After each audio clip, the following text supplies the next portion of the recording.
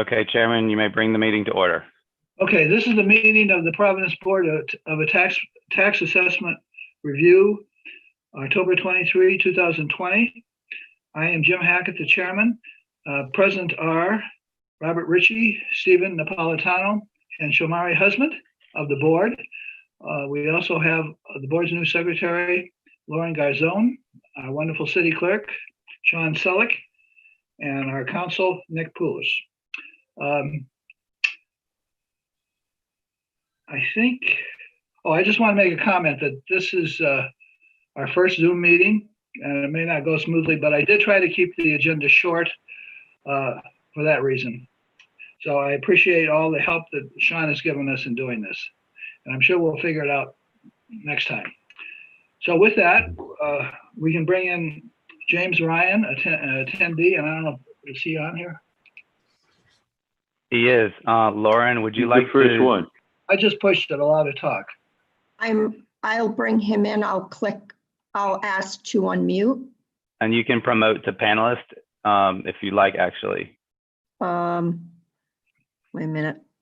Ask to unmute. Under the more. Got it. Promote to panelist. Yes. Okay. You'll also need Keith Roberts. Keith Roberts. Keith Roberts. I will promote him to panelist. Correct? Perfect. We good? Okay, are Mr. Ryan and Mr. Roberts on? You both are muted. So they haven't been on. Yes, they now as panelists, they're able to unmute themselves, and I see They Mr. Roberts has done so. Yes, Jim has to unmute himself. Down on the left of your screen. There we go. So the first property is plat 326, lot 2019. I'm sorry, plat 10, lot 422, 150 Lloyd. Jim, you may proceed. Mr. Chairman, before Mr. Ryan begins, there are a couple of things that the assessor's office has done prior to your meeting. And for 150 Lloyd Avenue, the assessor's office has already reduced that property by $24,000 for year 2020 as a result of removal of structures. And Mr. Ryan has agreed that if we reduce that for the 2020, they are content with that and are not concerned with the 2019.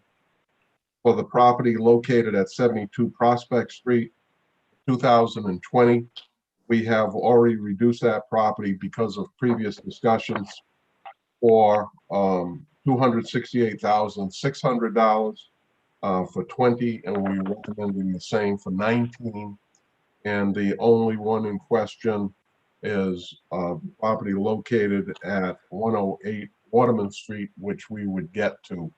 So if Mr. Ryan is still in agreement with those first two items, we would appreciate you approving those in that manner. And if he's not, then he can proceed with all three. Okay, as a matter of clarification, are the numbers that the assessor's office agreed to for the year that's under appeal or for the current year? The one for 150 Lloyd, we're recommending no change for 19 and a reduction of 24,000 for 20. Okay, but that 20 is not before us. Correct, but so if we reduce it to 20 and 20, Mr. Ryan seemed to be amenable to making no change for 19, so you would basically deny, if I'm correct. Mr. Ryan? Jim?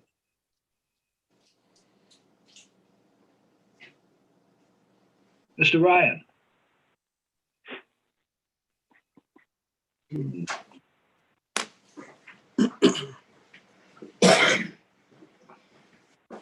We seem to have lost him. Well, that doesn't go well. The very first case, we get messed up. It appears that Mr. Ryan is there and is unmuted, as is Mr. Roberts. I don't know if Mr. Roberts or Ryan can test their video, their audio, sorry. This is Keith Roberts. Can you hear me? Sure. Yes. Okay.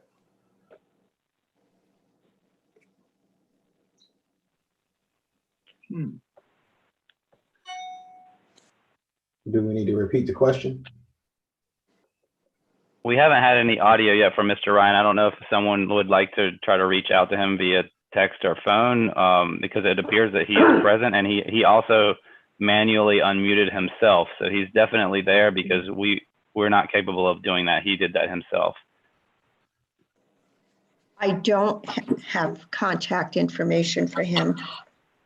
And he's on the phone anyway.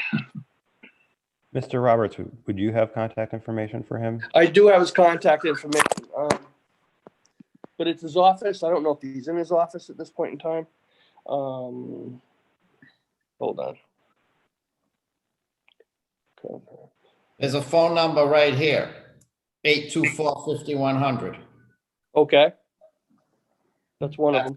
That looks like an office, an office number. It does. 825-5100. Yeah. Right on Or the cover sheet of the assessment. a second number I have, 274-6063. Sounds like a landline as well.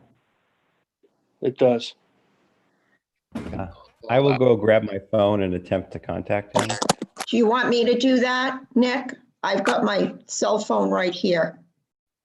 I have Jim Ryan on the phone now, Oh, perfect. and he says he can hear us, but he can't talk to us. Are you in your So office, Jim? I'm going to try something real quick, everyone. Can I just, Okay. maybe I can assist here. So this is the agenda for today. If Mr. Ryan is having trouble with the phone, he could actually dial this number and enter in the webinar ID, and he can join the audio with his telephone the same way that one of our members is joined with telephone right now, and we'll have audio, because obviously audio is much more important than having video. So if he could look on the agenda, today's agenda, dial the number and enter the webinar ID when it answers, then we will have audio from him using a telephone. I will do that right now. Thank you. Good. I see Jay has joined us. He's muted.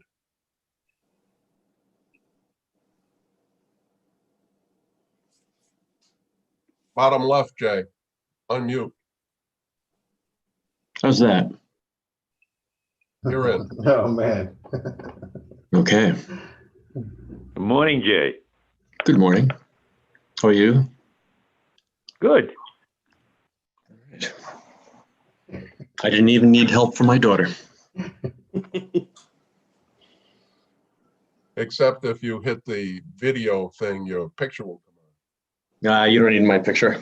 But it's worth 1,000 words. It's just my backyard and my homely place. on. I'm in my backyard too. Yeah, right.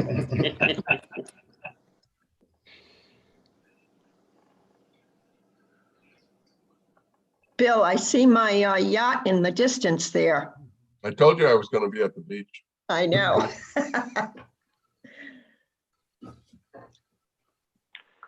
Mr. Coyle, is that a generated backdrop or is that something just that you put in back of the, You can just add them as filters. Hold on, Jim Ryan's calling back. Right.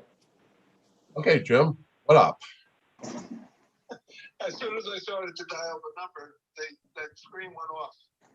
I don't have the numbers to call. Oh, okay. Well, let me unmute you and.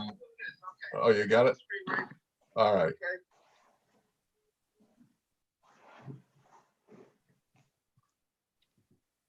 Apologies for that. I thought that he might have had the agenda in front of him, and also, Mr. Chair, if you like, some chairs of other committees and boards request occasionally that the agenda be shared, as we go along, but that's up to you. Okay. It could be helpful to the attendees, but if people have it in front of them, then that's not really a big deal. I'll keep that in mind. I want to make it as simple as possible, though. Mhm. And I'm sure all the board members and everyone else has an agenda right in front of them. Yes. This little hangup is exactly why I wanted to have this meeting with a Mhm. limited agenda.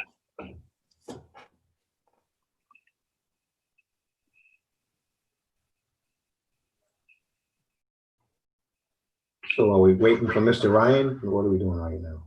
Should be calling. Okay, Lauren, if you look into the attendees list, you'll see James Ryan has popped up, so you could promote him. But there's also a phone number, and I'm assuming, let's first, can you first try to promote James Yes. Ryan? Yes, I And will. the phone number may also be his. Does anybody know if he has a phone number that ends in 387? I masked that for privacy, even though it might have been said out loud in the meeting. That's him, 387. So Lauren or Chairman, you can click the more on that 387, just rename it. Will Click do. Rename to James Ryan. yes. Well, Yeah, I can't do it because of the screen share. I got it. Okay. That. Okay. And now you can allow to talk. Click on him again and click allow to talk. All set. All right, we should be able to hear Mr. Ryan now. Yep. He's still unmuted. Shows him muted. He's still muted. He needs to unmute himself.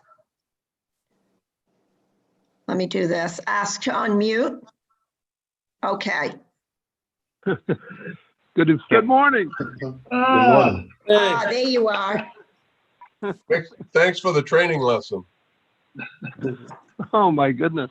My pleasure. Oh, boy. Anyway, So- thank you very so- much. I'm glad somebody knows how to operate this. I don't. Well, So Jim, I heard what, go ahead.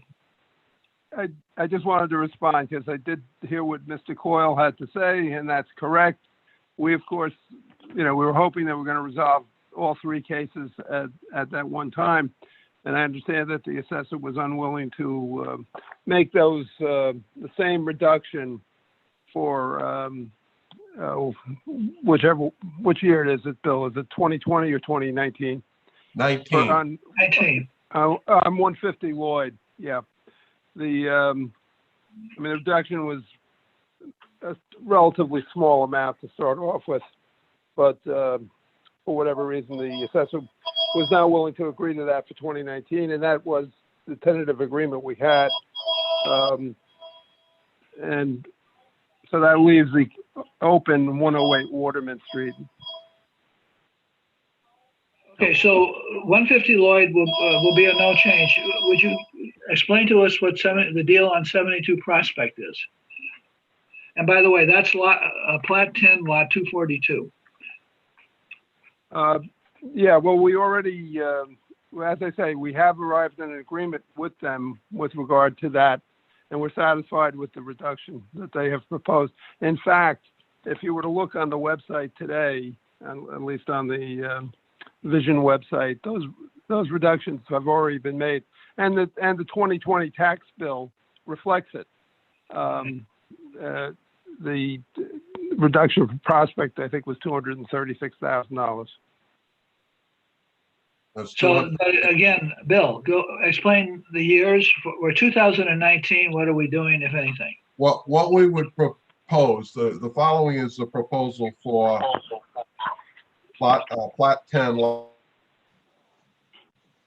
442, 150 Lloyd Street. We would request that the board deny the 2019 request. Okay. We have made an adjustment of $24,000 for 2020, and Mr. Ryan is amenable to that, last I knew. Okay, what about All right, so that's what we're gonna do there. What about 72 Prospect? 72 Prospect, we proposed, and Mr. Ryan had agreed on Plat 10, Lot 242, that we would reduce it by $268,600 for both 19 and 20. So what is the resulting assessment for 2019?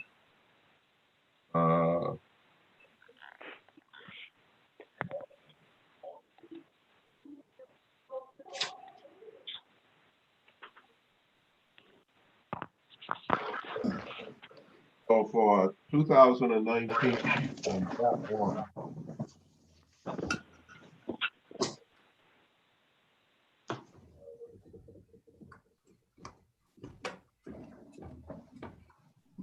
a reduction of $268,600 for 2019.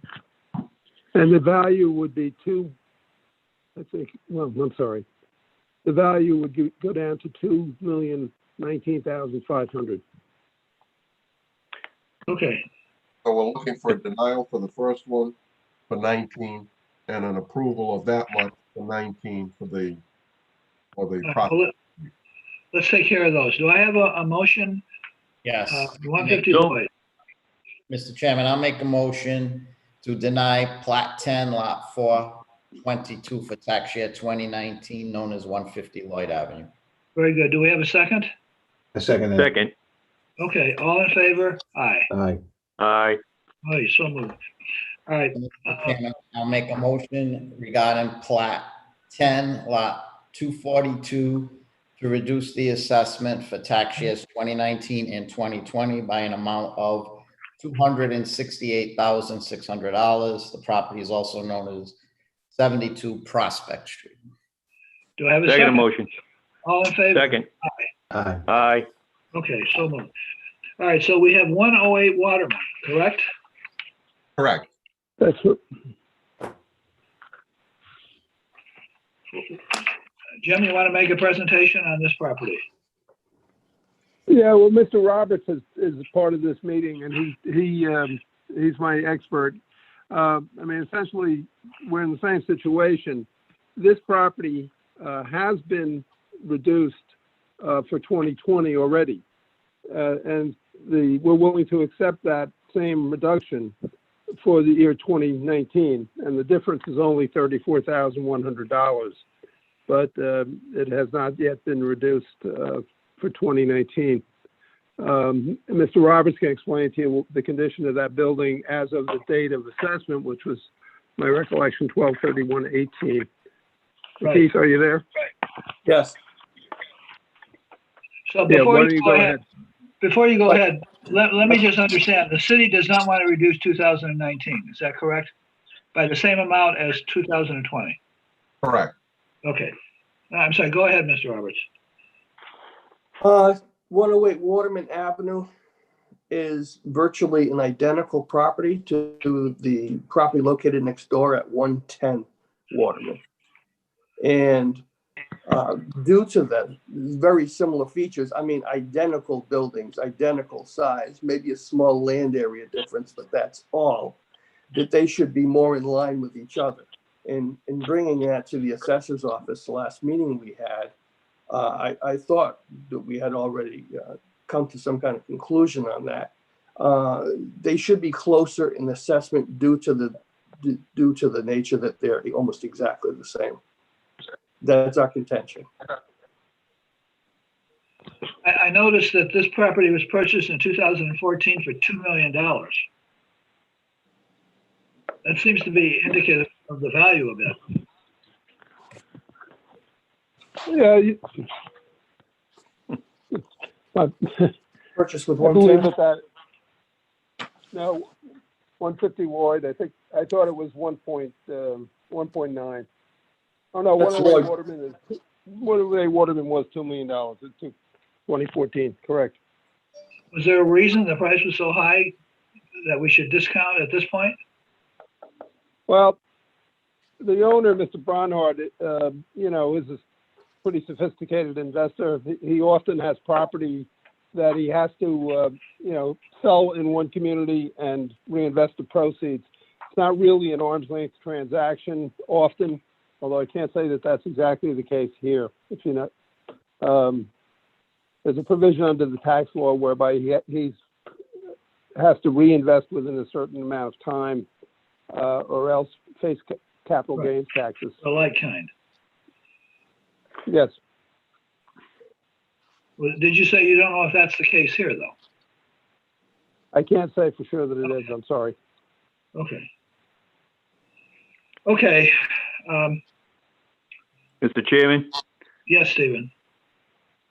at this point in time, based upon what I've heard in your examination and response, I'd make a motion to deny. Okay. Do I have a second on that motion? I'll second the motion. Okay. All in favor? Aye. Aye. Aye. Sorry about that. No change. Okay. Thank you both. Okay, thank you very much. Thank you, Bart. Thank you, John. Thank you. Bye-bye now. All right. Glenn Saden, is he, can he be promoted? Yes, I'll allow him to talk.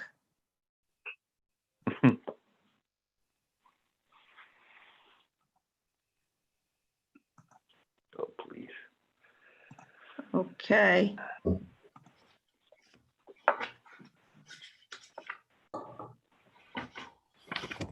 Glenn, All right. you're muted. I've unmuted and I've started video. How's that? There you are. You guys Glenn, let missed me me. ask you, the first property is plat 56 lot 353, 37 Fields Point Drive. Is this property in Superior Court? That is correct. Okay, yeah, as you know, I think you recall our process when it's already in court is we deny, so. Understood. Yep. Don't move, Mr. Chairman. Okay, do I have a second, please? I'll second it, Mr. All Chairman. right, all in favor? Aye. Aye.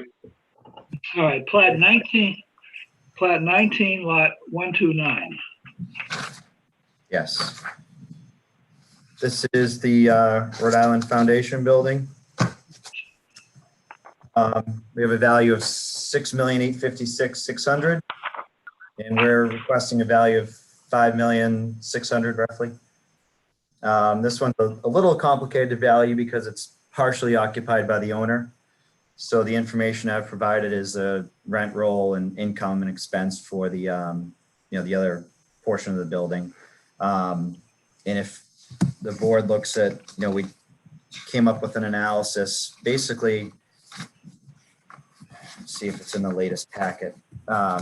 Basically trying to come up with, working with the owners, trying to come up with market rents, in our opinion, for the property, to arrive at this value. Right now, as of the date of the appeal, there was 10,000 square feet vacant. That's gone to roughly 15,000 now. It's Right. higher, lower level. So, I'm not seeing this on the city's card, any sort of discount on the rents, that lower level space. So that perhaps that's something that could be considered along with the vacancy to get us to an agreeable value.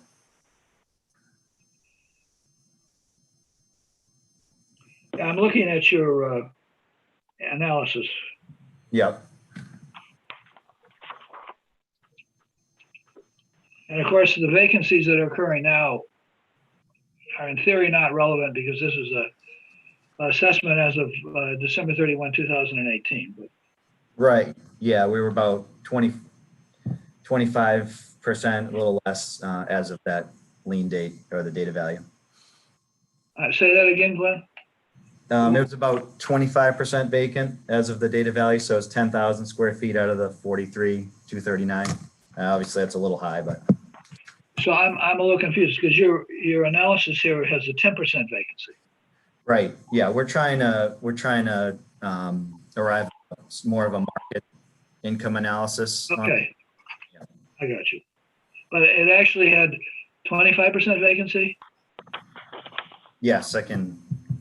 Is that in the office or lower level or both?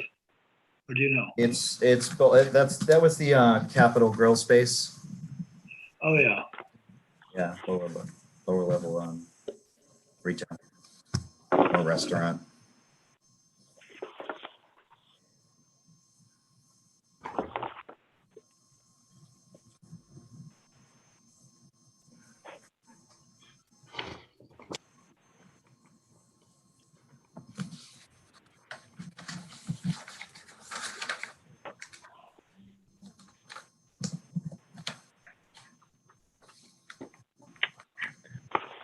Yeah, it looks like the city has about 12% vacancy on the card. So, you know, as I suggested, maybe it comes down to the rents being out of line with our opinion on some of the space. Okay. I don't know about the other members of the board, but I'd be inclined to reduce this by a couple $100,000. Any opinions? I would agree with that. You know, I walk back there a lot, living next door, and I see all those vacancies. Right.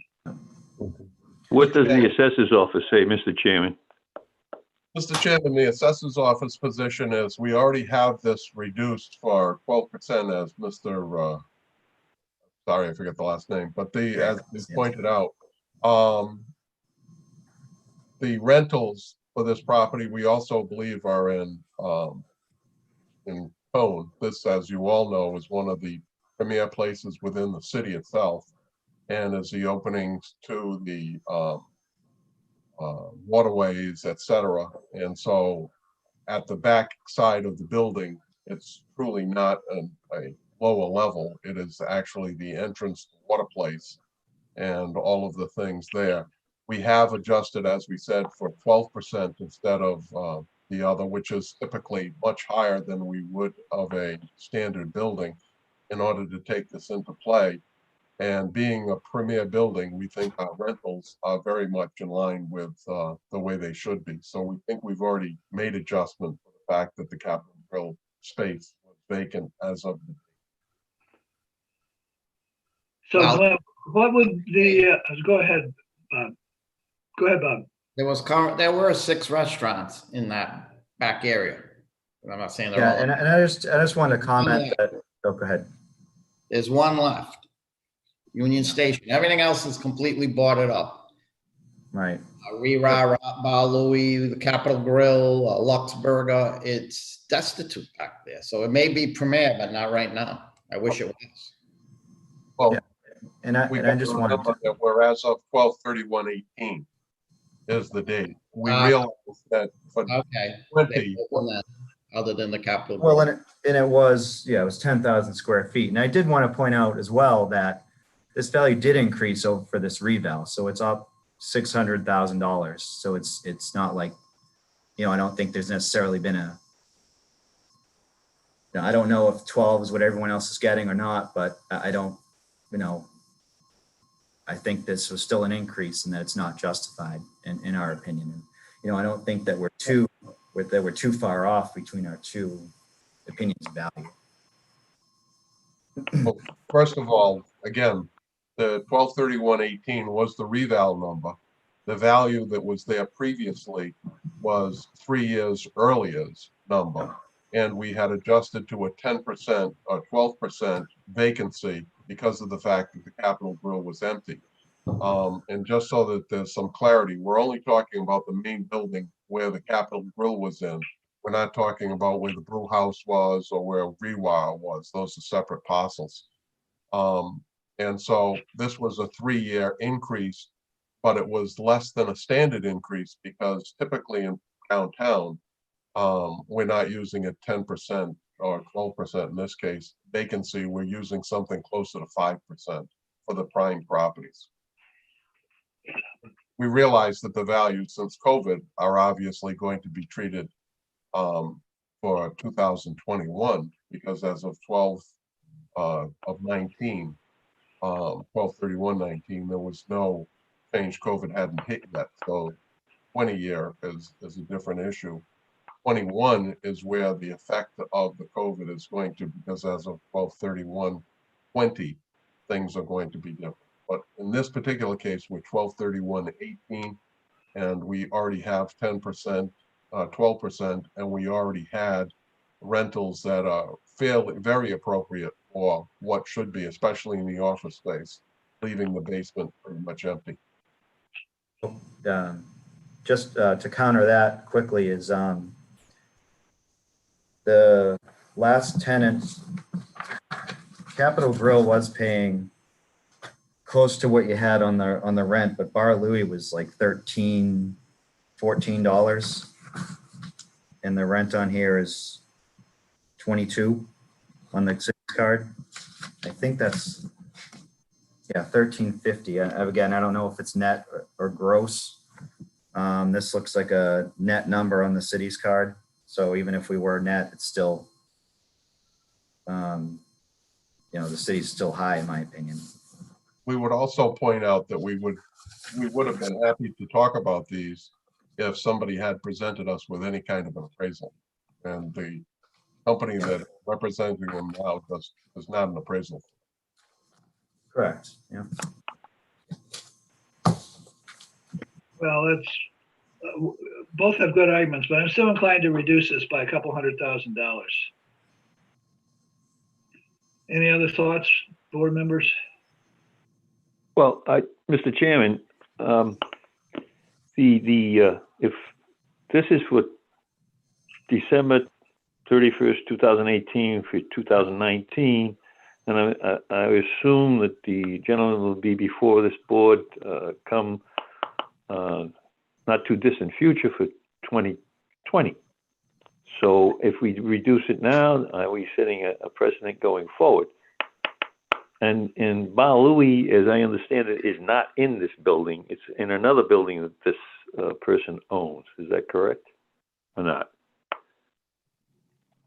Bar Louie's part of this rent roll. It's on the paperwork submitted. Okay. So the entire. Louie is on the other side of the tunnel. It's in this building. In the building, there's a tunnel that separates them, so it kind of looks like there's two buildings. Right, it's one Still building. train station. Louie is on the other side of this building. Mr. Chairman, I could support a $200,000 reduction for tax year 2018. Okay, is that a motion? I can make it in the form of a motion. Okay, do we have a?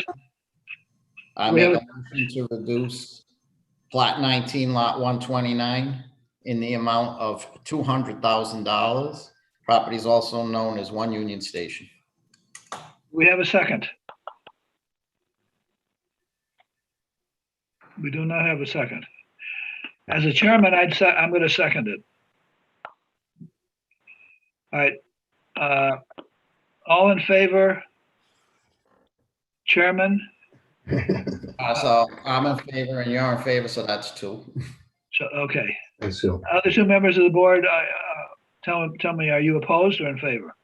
I just don't, if we're basing it on 2018,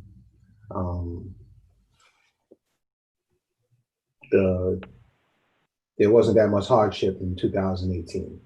Okay. So I think I have to agree that for 2020, there might be cause for change, but for this period, I don't see it. Stephen, I gather you agree with Shomari. That is correct, Mr. Chairman. Okay, I'm going to write this down as that because of the failure of the motion that there's a no change on this property. Okay, Glenn, thank you very much. Okay, thanks you all, and have a good day. Okay, bye-bye. Bye-bye. You as well. All right, can we go to the Risley properties and Mark Murphy? Here he is.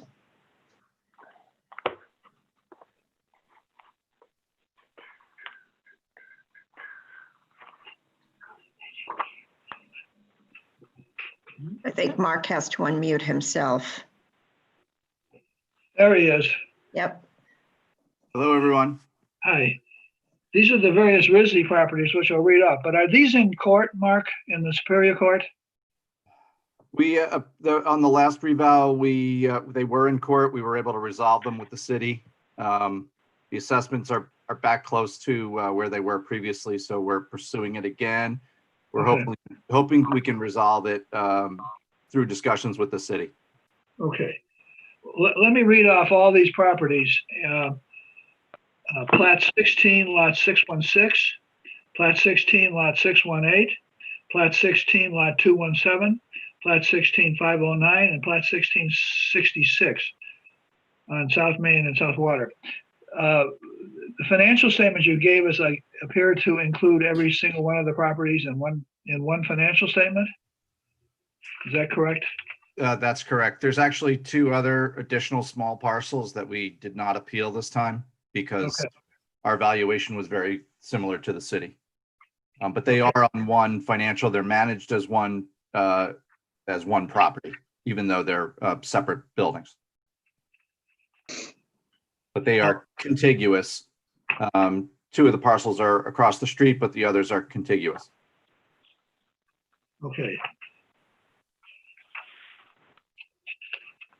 So in the prior assessment cycle, by agreement with the city, it was reduced.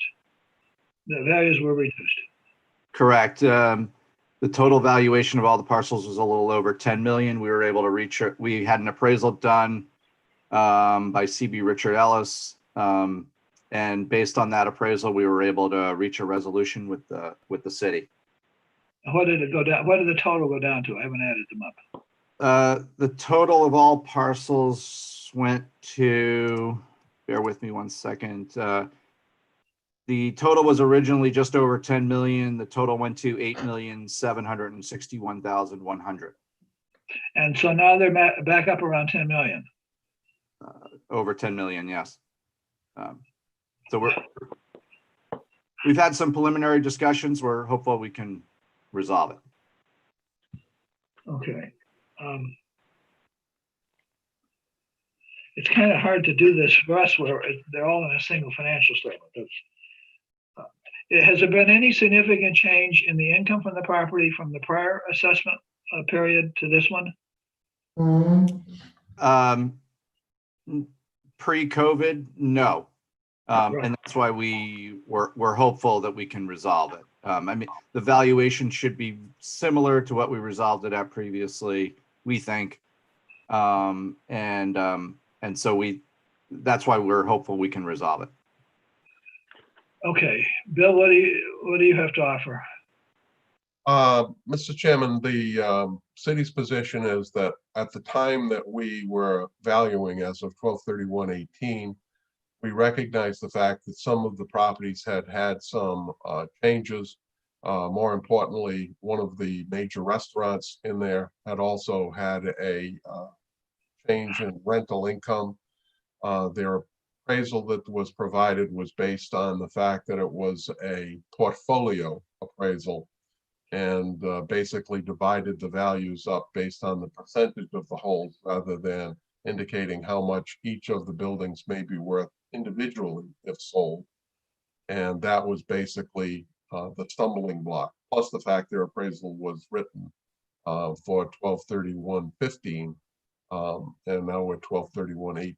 So between the increases and the fact that we believe that the buildings could be sold off separately one by one at the numbers that we opine, as opposed to selling all of the buildings at once to a single buyer, is basically where our stumbling block.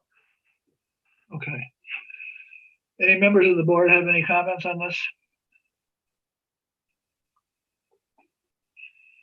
Mr. Chairman, just an observation, Mr. Chairman, if I might.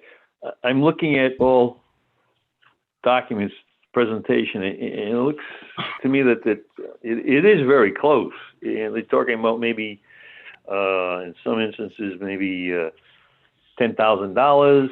In another instance is like $30,000. You know, for lack of a better term, it looks to me like this is and I say this respectfully, nickeling and diming. So, you know, at this point in time, I don't see any compelling reason, unless, Mr. Chairman, you have something to put to seek any relief. But it sounds to me like he's still in the process of negotiating with the assessor. So maybe this might be, maybe continue this, or until they have an opportunity, or unless that's not being done at this point in time. Yeah, I wouldn't continue, Stephen, but I'm Okay. sort of inclined to agree with you. If they've done it before and Yeah. you can go to court and force the city to negotiate. So we've done that Right. before. I agree with both of you on this, and I can make a motion to deny it when you're ready, Mr. Chairman. Okay, Bob. Mr. Chairman, if I could, I have no problem if the board chooses to deny it, because I think we can resolve it if we're in court, but I would disagree that this is nickel and diming. The total difference is $3 million. Some of the parcels, there might be smaller differences, but in total, we're $3 million apart. So I don't think that's insignificant. So I just wanted to clarify that. That's a fair point. I agree. Okay, Bob, did you make a motion? I will make a motion. What tax year are we talking? 2019. Please? 2019. 2019. Okay, it's right on the top of the form. Okay. For tax year 2019, I make a motion to deny plat 16, lot 616, known as 326 South Water Street, plat 16, lot 618, known as 345 South Main Street, plat 16, lot 217, known as 250 Water Street, plat 16, lot 509, known as 204 South Main Street, and plat 16, lot 66, known as 200 South Main Street. Do I have a second? Second. Okay, all in favor? Aye. Aye. Aye. Okay, thank you very much, Mark. Thank you, Mr. Chairman. Take care now, everyone. Okay, bye-bye. Thank you. Okay, John Garahy.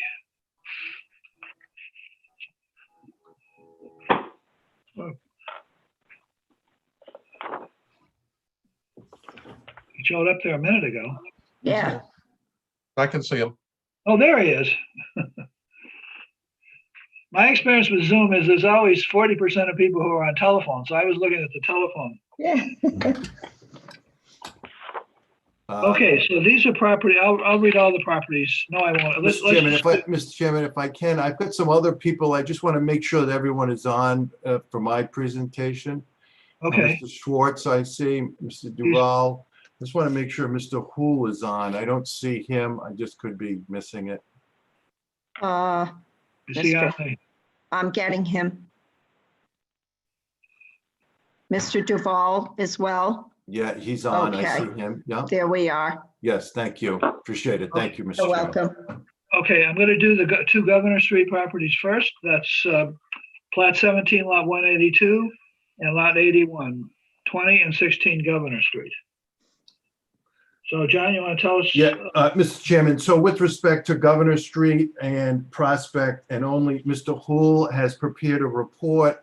I did submit that to you yesterday. I hope you received it, his report, his evaluation, and I'd ask him to make that presentation. He's not going to make the presentation on 13 Cushing Street. Mr. Schwartz is going to make that presentation. And unless my client tells me otherwise, I think we're going to withdraw 29 Creighton Street, just so you're aware of where we're headed here. Okay. Okay, so let's do the two Governor Street properties. Yep, Mr. Hool. 20 Governor is assessed for $437,600, and 16 Governor for $424,300. Are they both 3-unit properties?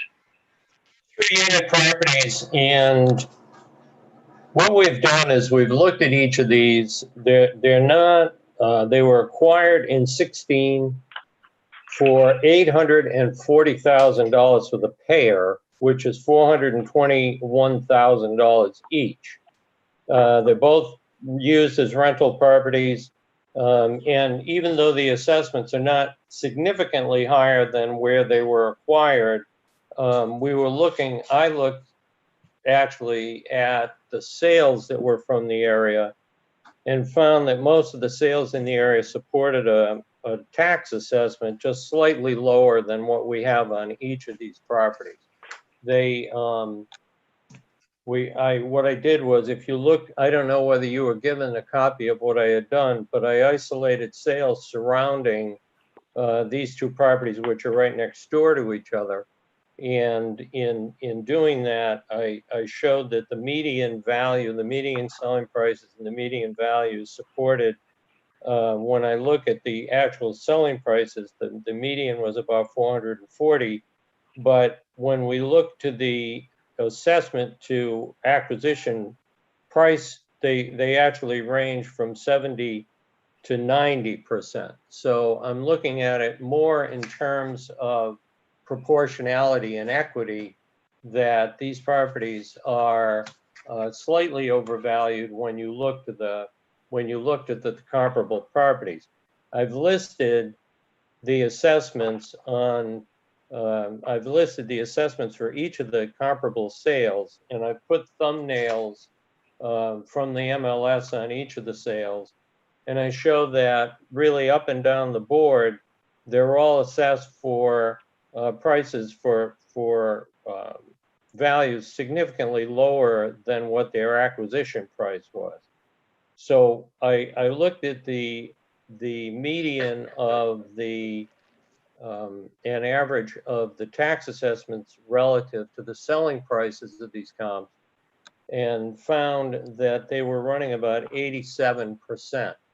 And so I looked at our acquisition price of 421 and put it against the 87% and indicated that if we were relative to everyone else in the neighborhood, that we should be running in the range of about $367,000 a piece for these properties.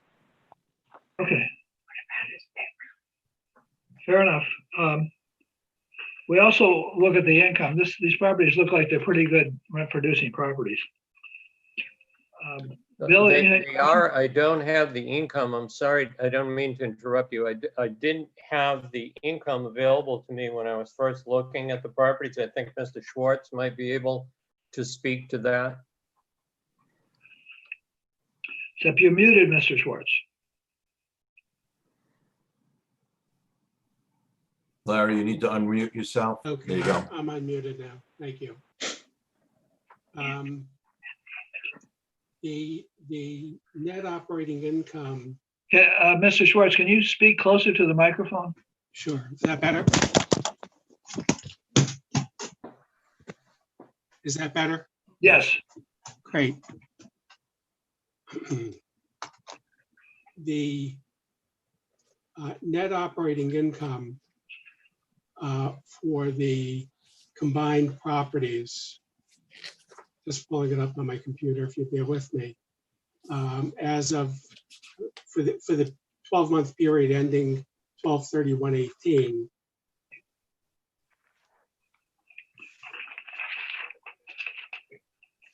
was about $43,000 Combined. combined. Okay. That was net operating. Net operating. Yeah, we have a profit and loss statement, but the print is so small I can't read it. Yes. Are these properties generally fully leased? It varies. They haven't been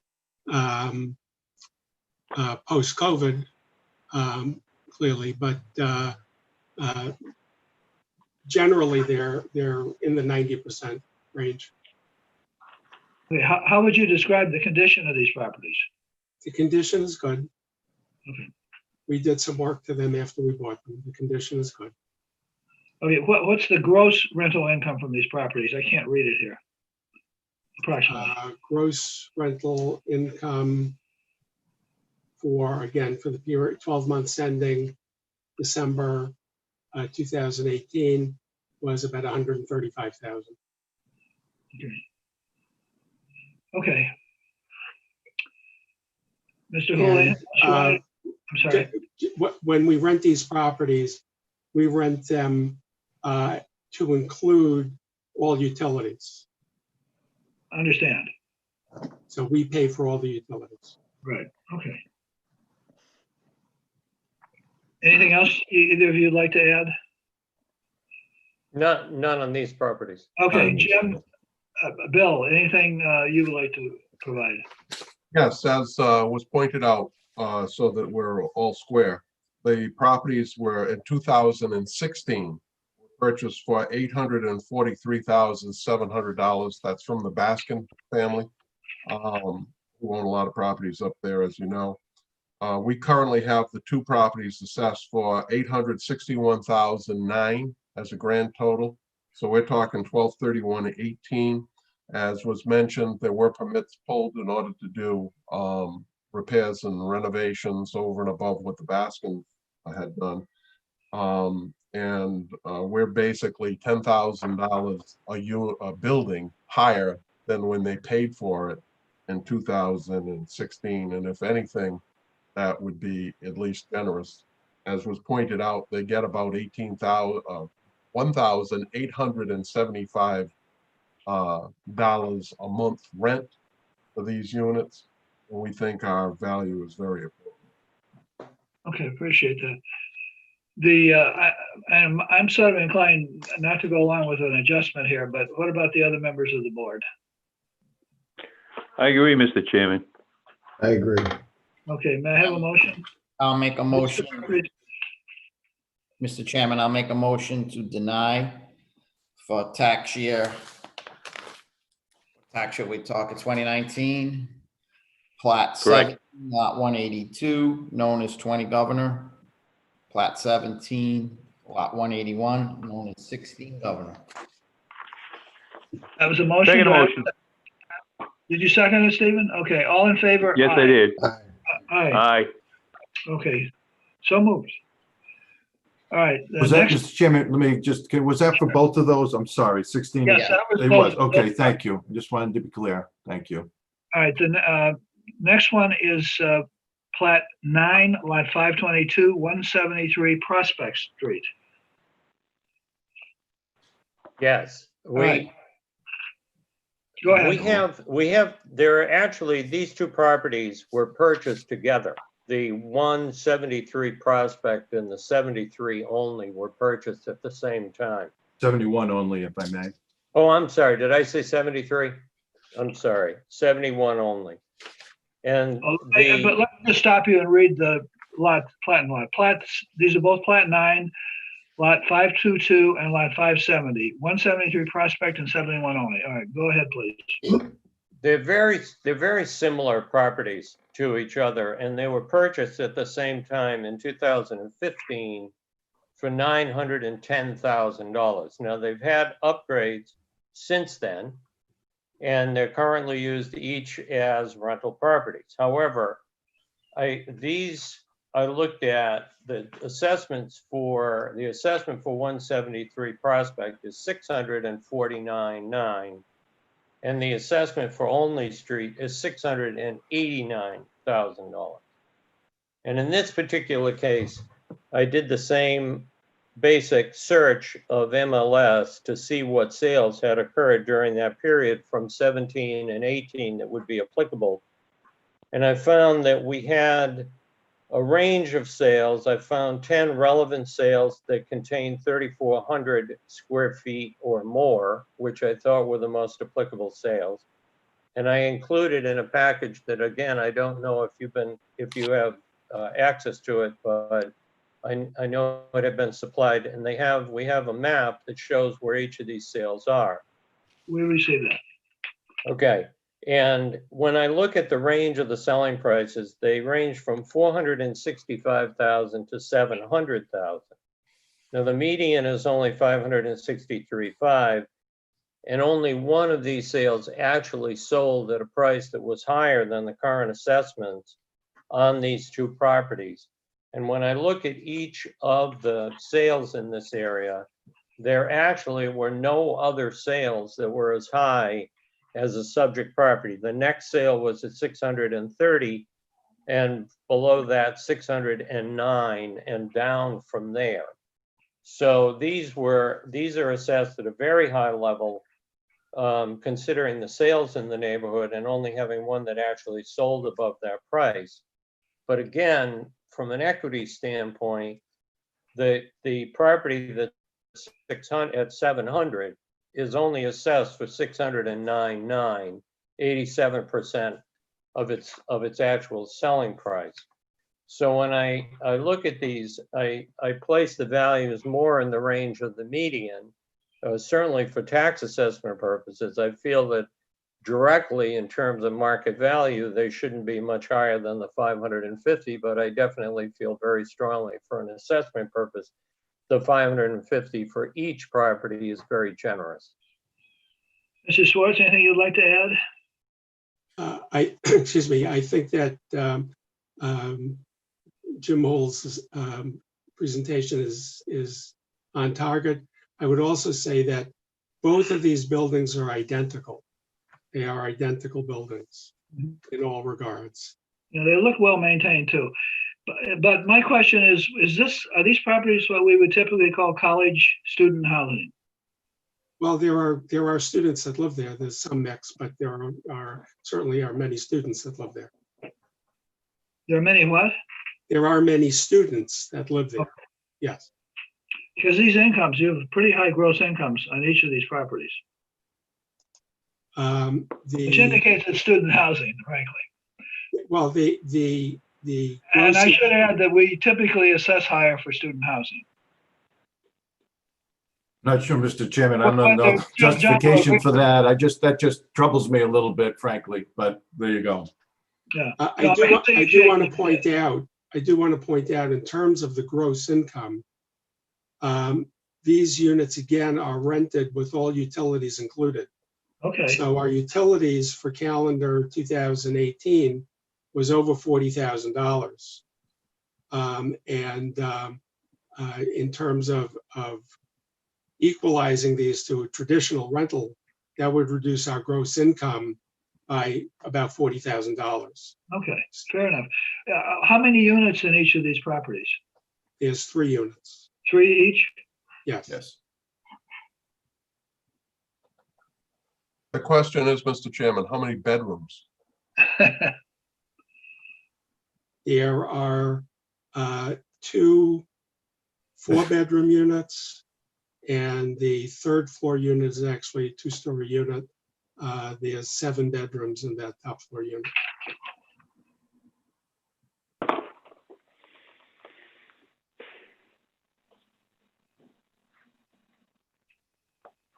The total, I'm looking at the financial statement. Yes. Is this correct? The total, quote, gross income, Yes. total income, which is before your utilities, for example. Yes. $657,000. No, that's cumulative for the 3 years that are shown. For 2018, it was 200. Okay. All right, that sounded unbelievable. Okay, so for 18, it was 260,000. Correct. For the 2 buildings together. Yes. Okay. So each about 130,000, which is yeah. Okay. Bill, do you want to offer anything on this? Yes, what happened in our observation of these properties, again, so that we're clear, these are the 2 buildings that are actually on the corner of Prospect and Olney, right across from University Heights. Right. If any of you, I know that, Mr. Chairman, you live in the neighborhood, not directly close by. And we have watched this, we watched with particular interest because of the actual purchase price of $910,000. We know that Prospect Street is one of the premier streets.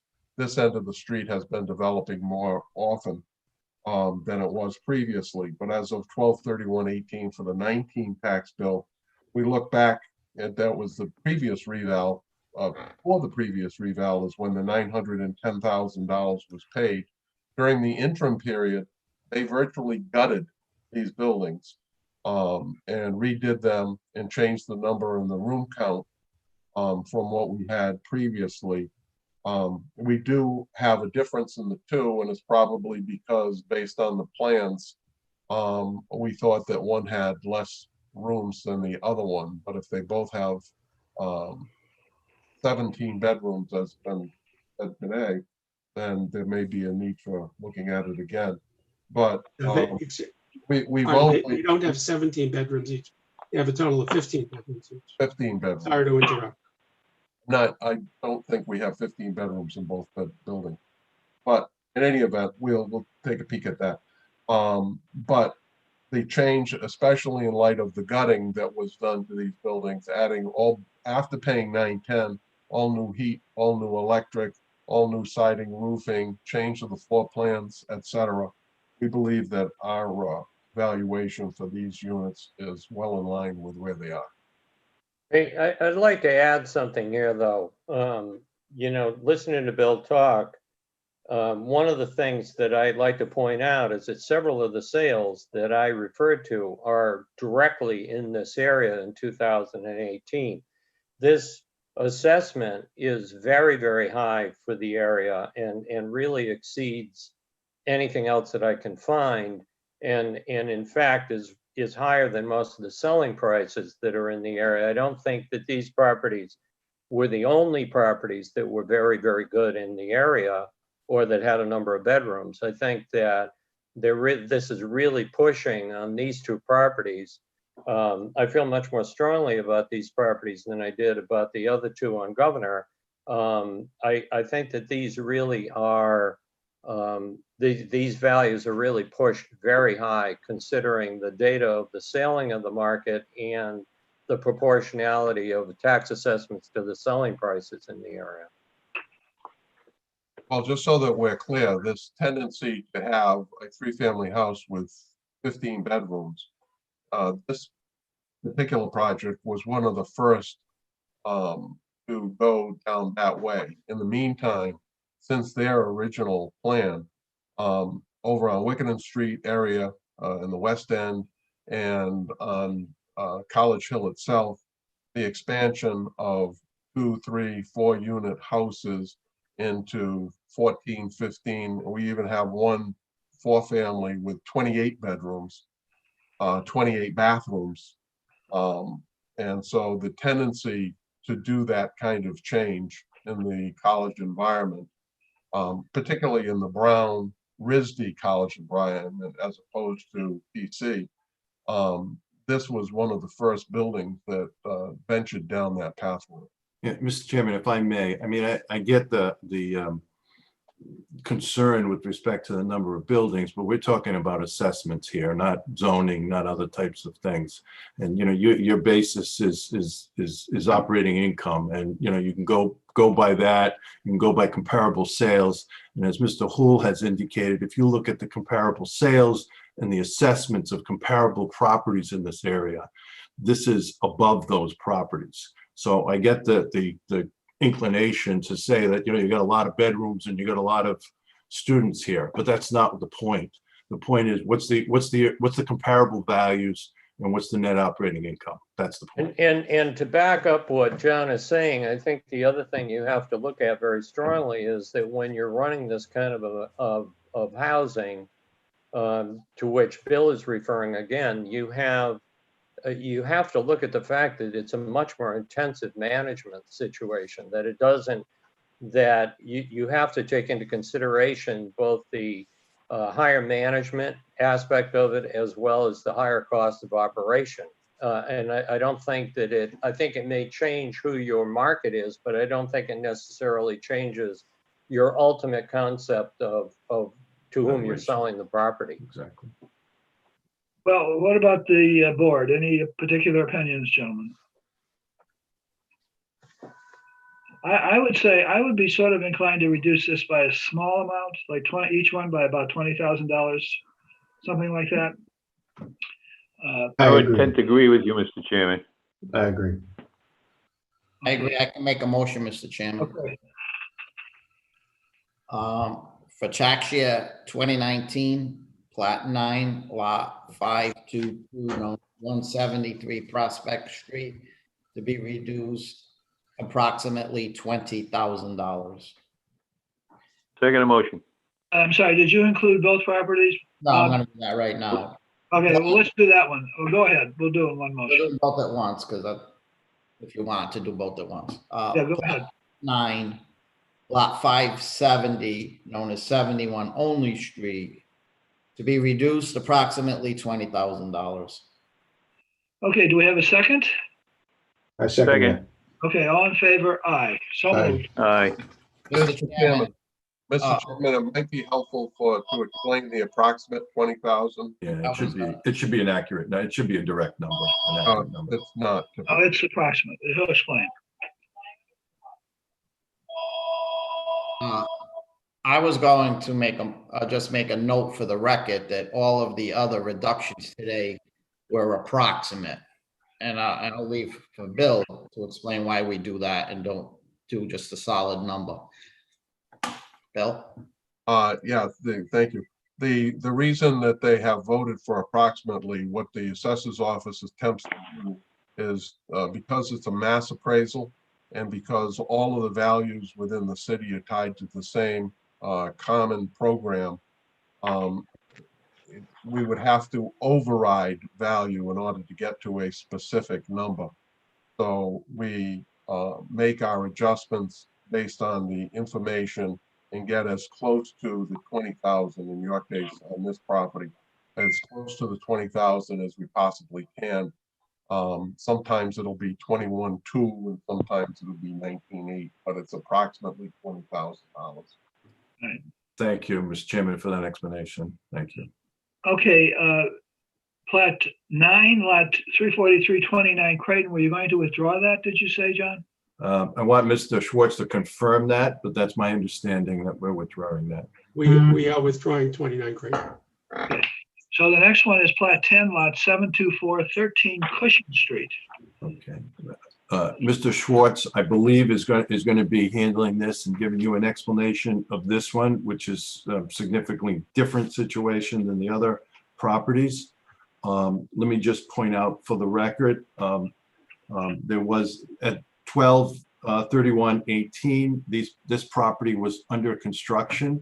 It was totally renovated and under construction and to be developed into the 2 units that it is today.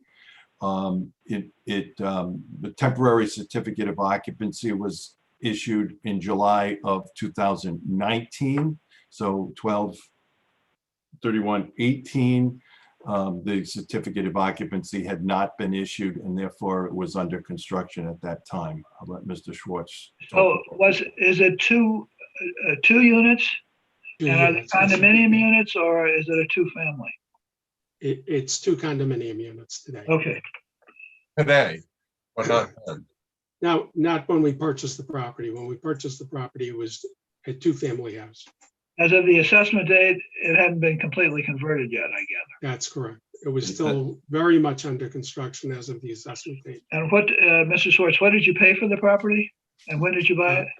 We bought it in 2017. Okay. And it was just over $1 million, $1,037,000, I think. 137. Say again? 137? 137.5. Sorry about that. Okay, go ahead. So this was a major rehab of the building and conversion into 2 units. And although we paid over $1 million for the building, we were in the middle of gutting and renovating the building as of 12/31/18. At that point in time, and to its completion, we spent over $1 million in continuing renovations. Anybody who would have bought the building at that time, it was not habitable as of December 31st, 2018. We felt at that point in time that the value of the 2 condominiums at completion would be about $2.8 million. We've provided actually the current MLS listings, which show the combined value today at $2.5 million. One unit is listed at $1,395,000. The other unit is listed at $1,095,000. So our gross sale, and I've provided you with an analysis of that we did as of 12/31/18.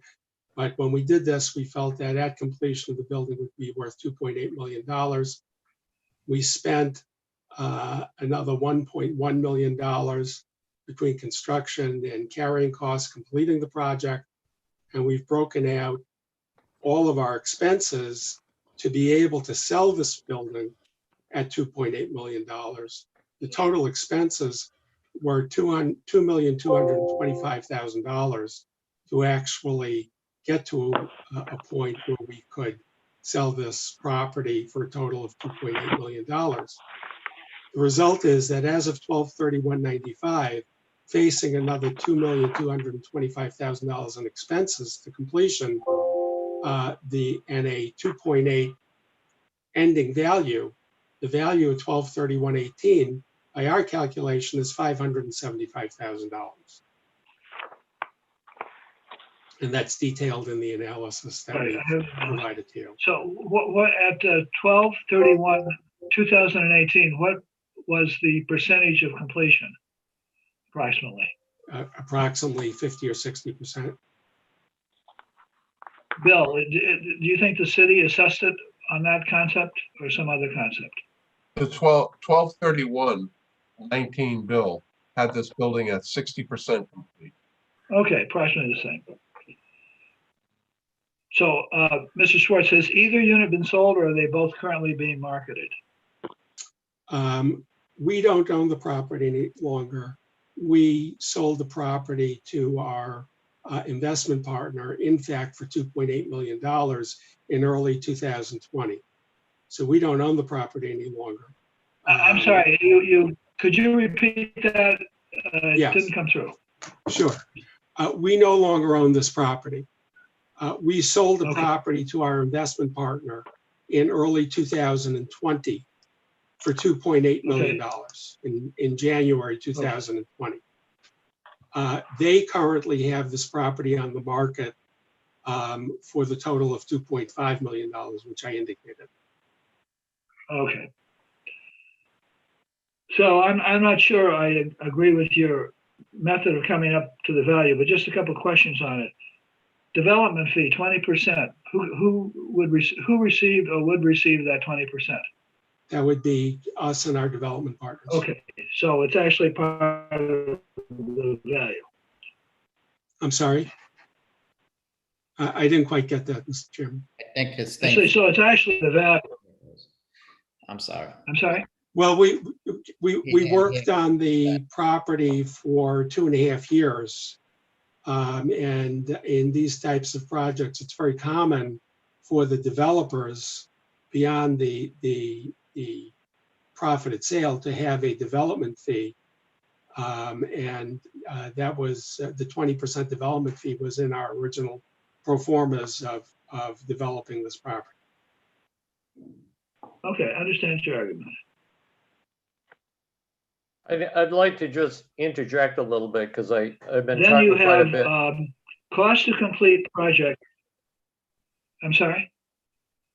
No, I wanted It says to. cost to complete project includes interest on construction loan, and then you have a separate line item, loan interest until sale. Is that not included in the construction loan in your pro forma? That's correct. So we broke it into two pieces. One was the actual interest during construction to bring it to completion, and then an assumption that once it was complete, it would take 6 months to sell the property. So that was the interest post-completion prior to sale. So when you sold this to your investment partner, was the property complete? It was at about 95%. Okay, all right. So it's actually just been completed this year. Before we go too much further, Mr. Chairman, so that we're all clear, the information that Mr. Schwartz is providing now is information regarding the sale of the condominium. That this is Steve Lender's old house, and they had bought a piece of property from Antoinette Reed. And when we did it as of 12/31/18 for the 19 tax bill that we're talking about, we were still assessing this as a two-family house that was under construction. They later converted that under construction into a condominium for different date. Mr. Coyle, I'm surprised by the level of detail that you have with respect to the first piece of property across next door. It was a sliver with respect to a little piece. So insignificant, but I'm We, just, we follow all the sales. I guess so. I do want to also point out that, John, correct me if I'm wrong, but prior to this date, we had subdivided this property into 2 lots. And the second lot became 11 Cushing Street, I believe, which we have a separate tax bill for, and we're not protesting that tax bill. So although we bought the total piece of land and the building from the lenders, we subdivided that piece of property. We have a separate tax bill for this period for 11 Cushing Street, which is now not part of this tax assessment. What is on 11 Cushing? Is there a building or is it land? Well, subsequent to 2018, we recombined the lots, made it one parcel again, and we built garages on 11 Cushing Street. But at this point in time, there was a separate tax bill and a separate assessment for 11 Cushing Street. And I believe that assessment, I'd have to check, I believe that assessment was in the range of about, 200,000 and change, if I'm not mistaken. And it would have been for vacant land at the time, I believe. It would have been for vacant land at the time, but certainly that was part of the value that we purchased from the lenders for 1.1 plus million. And that was no longer part of this parcel as of 12/31/18. I understand your argument. Okay. Anybody have anything else to offer? Well, I'd like to just throw in the fact that if you follow Bill's line of thinking on the fact that this was a 2-family house at the time and ignore anything that happened with the condominium, it was still had been reduced to a point where it had to be completely rebuilt to put back into action, even as a 2-family house. So I think that even though Mr. Schwartz has taken the 2.8 million selling price and reduced it back as if it was a condominium, I think that the same line of thought would be available if it was a 2-family house. It would not be selling at the 2.8 million, and it would require a significant amount of cash to upgrade it. So I think that it's still relatively correct to say that the value as of 12/31/2018 was a 575. I think that the land value would have been, I don't have it in front of me because I don't have that tax year, but I think the land value for that particular lot would have only been about 350,000, which would have given you a couple of $100,000 worth of value for what was just a shell at that point. So, Mr. Schwartz and Mr. Hull, you both think this value is the number of 575? Yes. That's your That's our opinion? conclusion, correct. Okay. I don't think the board can go along with that. That's my. Any other thoughts from the board or Jim or Bill? Again, so that there's clarity, for 2018, they bought the house in 2018. It was a 1-family. In 2000 and then they changed it to a 2-family. It was a 2-family. No, it was always a 2-family. We're only talking about 2018, a 2-family house with this amount of square footage and this amount of lots comes out at $1.3 million. Yeah, it's a wonderful location, and it's at least a beautiful exterior. I haven't been inside it, but it's pretty good property. No, it is. And nobody is arguing the fact that if this had been put into shape, that it might have even been a higher assessment. The problem was that right at the point of the assessment, it had been reduced. Really, somebody would have had to have put it back together again. And that's really the argument.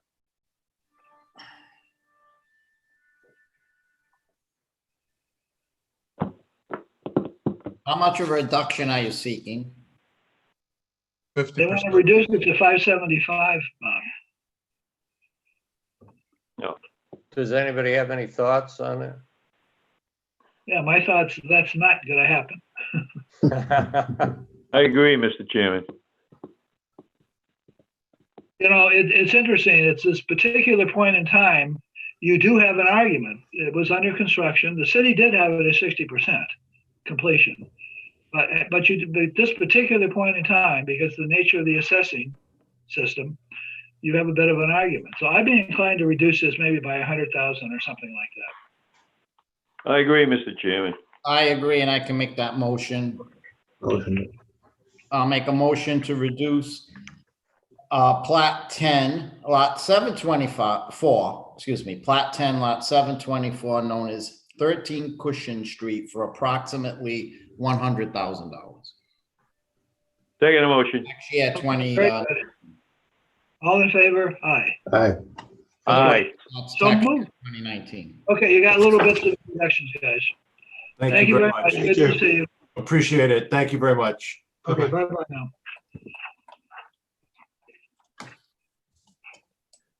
Is Mr. DiStefano available or somebody from his office? And by the way, is Sean Selleck still on this? He must be bored. I'm right here with you, Chairman. I think Lauren doesn't need my help anymore. She's doing great. Clicking buttons like crazy. We always need the city clerk. We always need the city clerk. It's a great city clerk. But I hope you weren't paying complete attention because it can get boring at times. Sounds like you all have a very interesting expertise. Okay, so do we have, Lauren, do we have? I've got this, it looks like BD desktop. Oh. That needs to unmute. That was the last one. Okay, I unmuted. Do you hear me? Yes. Yes. Who is that? I don't know why my video is not. Oh, yes, I do know. Okay. You got to click another button. Mr. DiStefano? Got it. Yes. Hi. Hi. So let me ask you a big preliminary question. Are these cases in court, in Superior Court from a prior year? No. Okay, very good. Just to clarify, I was a little confused. This is, while Omni is in court, it's the Omni A different Hotel, Omni. not the Omni Group. Okay. Okay. So should we do each property separately? The first property is plat 26, lot 299, 2 Mountain Street. So why don't you tell us about this property? Is this currently vacant or was it vacant at the assessment date? It was vacant at the assessment date. It's a vacant piece of land. It is in an R4 zone. And based on a couple of other lots that are a stone throw away that are in a higher zoning, the square foot value is it's a big difference. It's valued at about $34.50 a square foot when these other lots in the area are at $10.42 a square foot. Do you have plans for this property? Development plans for the property? Development plans? Yeah, what do you plan to do with the property? No, there's no development plans. It was an old house and now it's just a vacant lot. Is it zone residential? Is it zone? Yes. Gonna be? It's zoned R4. Anything you want to offer, Bill? Bill, unmute yourself. I'm unmuted, I believe. No, I'm at Bill Coyle. Oh. Sorry about it. Sorry, this is this is a parking lot for the new multi-unit building that was built across the street. If I'm correct, Mr. DeStefano. Is that right? It is unrelated. There is parking on the lot, but it is separately owned. The massive parking lot that services the other building. Say that again? It backs up to the other parking lots on the other side of the that are over on West Exchange Street complex. Well, it's a couple streets over. Right, but the other lots that I'm referencing is the parking lot. Say that again? Adjacent to this parking lot is another parking lot. Adjacent to this parking lot is another parking lot not owned by us. It's owned by Nick's Auto Body. So, Bill Stefano, is the, this is used as a parking lot. Does it service a property you own? Or do you get rental income from the parking lot itself? No, it is used by some of our tenants, yes. Okay, so they don't, you don't For get another separate property. income. You don't get separate income from it. No. Okay. And Okay. And the other lots that I've referenced here for comparable value are also parking lots that are used by our tenants in some of our other properties around the neighborhood. Okay. All right, let us just move through your properties, then we'll try to figure out what to do with them. The next one is plat 26, lot 63. The agenda says 16 Cedar Street, but I think it's 19. That's correct. It is 19. Okay, this is also vacant land? This is also a parking lot that abuts the parking lots that I have referenced as a comparable value, 26 Bradford and 14 Cedar Street. Okay, again, you don't receive separate income from this property. No. And it's,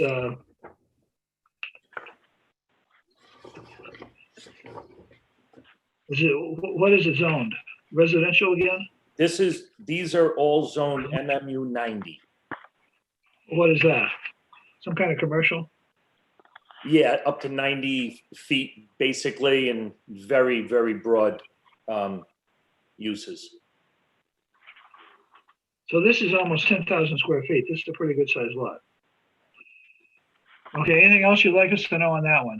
We'll go back and address all these afterwards. No, nope. So the next one is plat 26, lot 128, 6 Spruce Street. Is this the same thing? A parking lot? Well, the 6, 8, 12, 18 Spruce, 110 Dean, 128 Dean are really all one. They're all right next to each other. They abut each other. They're basically the same argument that I have. So if you want to look at those as a group. Sure. Now or at the end? No, we can do it now. So they're all used for parking? No. Nope. So. Well, 6 Spruce is vacant land, it says.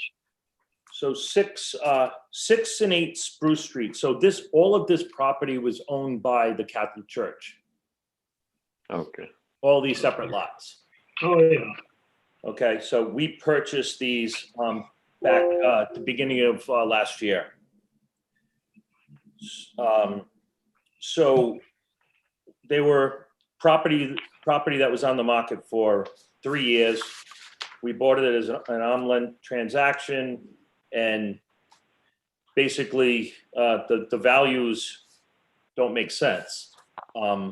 6 as an example that most recently came to light was, so 6 and 8 Spruce Street were merged into one lot now, which is 6 Spruce. The new assessed value of 12 Spruce Street, which is now almost the identical size lot, which housed the rectory for the church, is now assessed at $148,000. You're losing me. You're covering too many properties for this old guy. Okay. So what are you talking about? Okay, so 6 and 8 Spruce Street are vacant lots. Is that correct? Yeah, so 6 and 8 Spruce Street. May I just suggest that in case anybody doesn't know, this is the Mount Carmel Church that's on the corner of Dean, right in center of Federal Hill. Okay. Correct. So 6 and 8 Spruce Street made up, they were 2 oddball shaped lots. They made up a parking lot for the church. Okay. So we merged those into one lot. The size of that lot, now those 2 lots together are assessed at over $400,000 together. Now, they together are the exact, almost exact same size as 12 Spruce Street.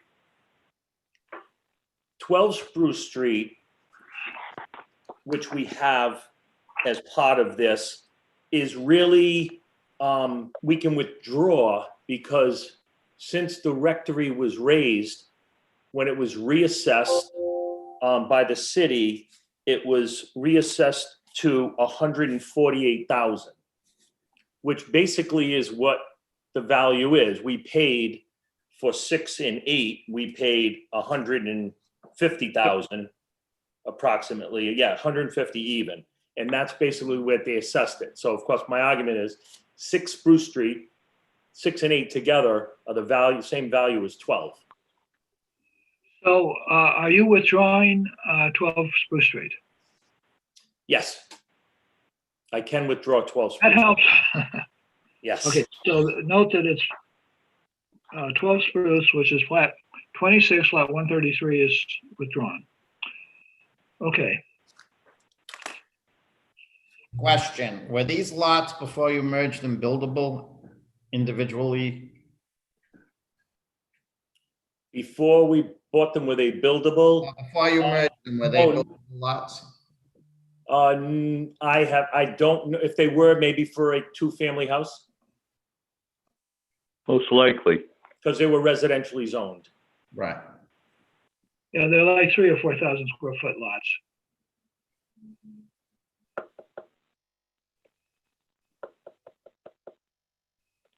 Okay.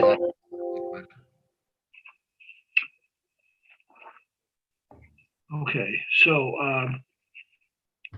what are your plans for those lots, that property?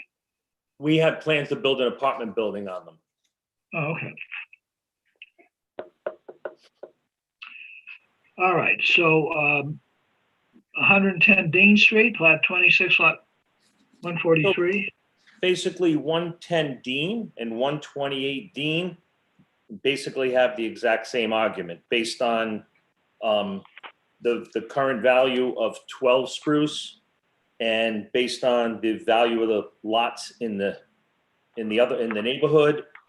And we paid 115,000 for 110 Dean, and we paid 85,000 for 128 Dean. And those are a lot smaller lots than they're maybe a little more than half the size of 12 Spruce Street. Okay. And what did you do with those lots? Is that where you extended the church and you're building that structure now? Those 2 lots have 2 small apartment buildings on them now. Well, they're under construction. Right. But at 12/31/18, they were vacant. Yes, sir. Okay. So many lots are, I'm losing track. So 18 Spruce Street, which is labeled 10 on the agenda. So 18 Spruce Street was the church itself? Right. And that lot was just the church, had no parking on it. Again, it was vacant for years in really bad shape. I don't know why, but the city had it assessed at an enormous amount of money. They weren't paying taxes on it. And they don't pay taxes, so I don't know if it's to make it look like they're losing more money. But it was odd to have a $2-point-something million 100-year-old church, but it's assessed at 1.5 million now, and we purchased it for 300,000, and we are redeveloping it, but we spent a fortune just to clean it up environmentally and so on. But at 12/31/2018, it was just a vacant church. It was a vacant church. It was just a vacant structure with no parking on the property. And what are you doing with the church? Are you demolishing it or converting it to? No, we're converting it to apartments. Okay.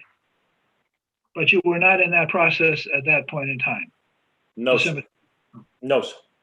We only purchased it January of 19.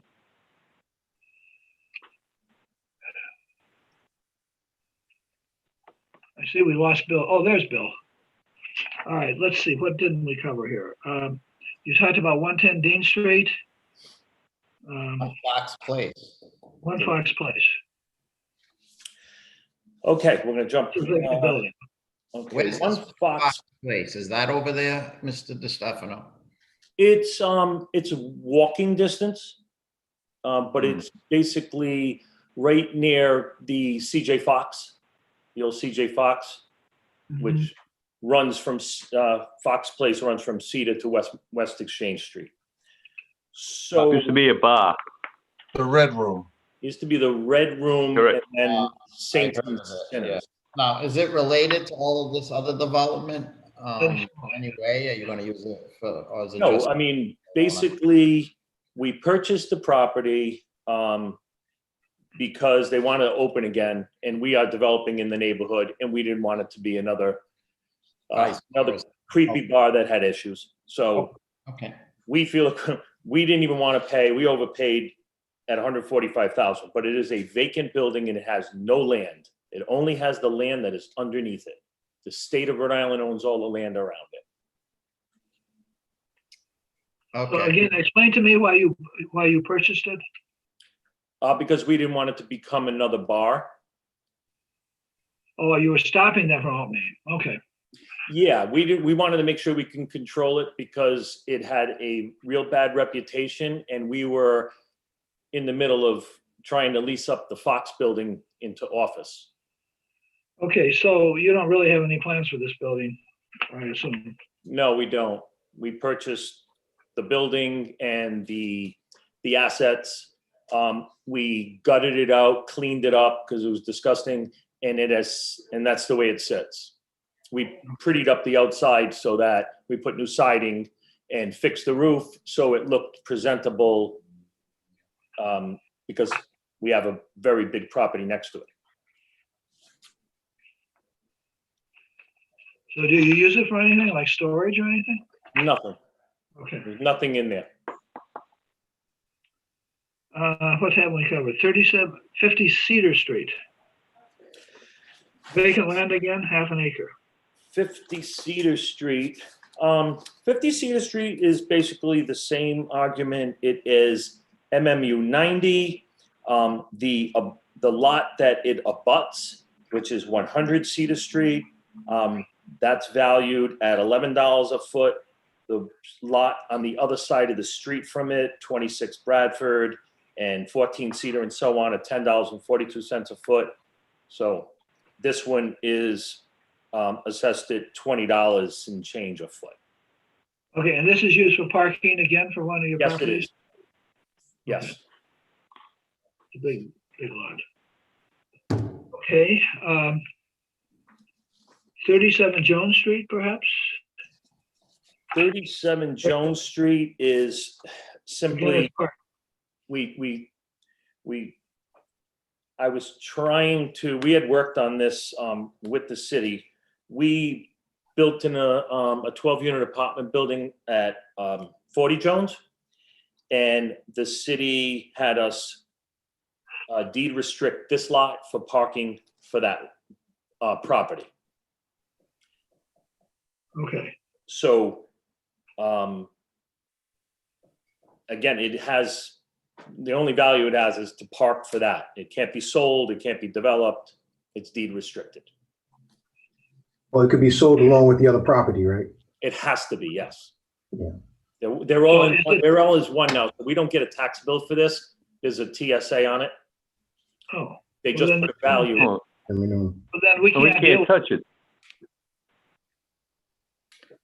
We don't open up TSAs. We can't do that here. Well, hold on. So let me just be clear, Mr. DeStefano, when you say that, do you mean that there was a TSA when you got the 2018 tax bill?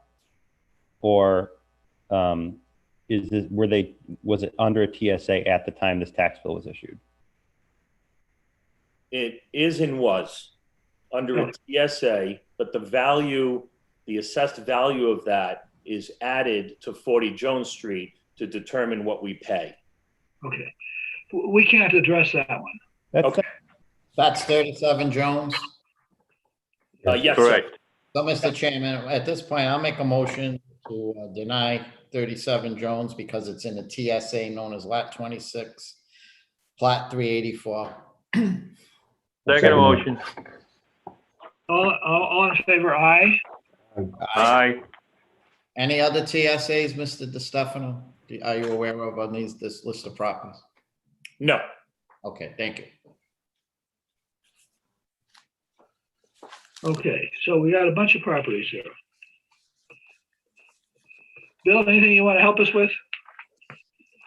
Well, I Go think ahead. if we deal with the Mount Carmel property first, I think that would probably take a big chunk of it off the plate. I'm sorry, which property?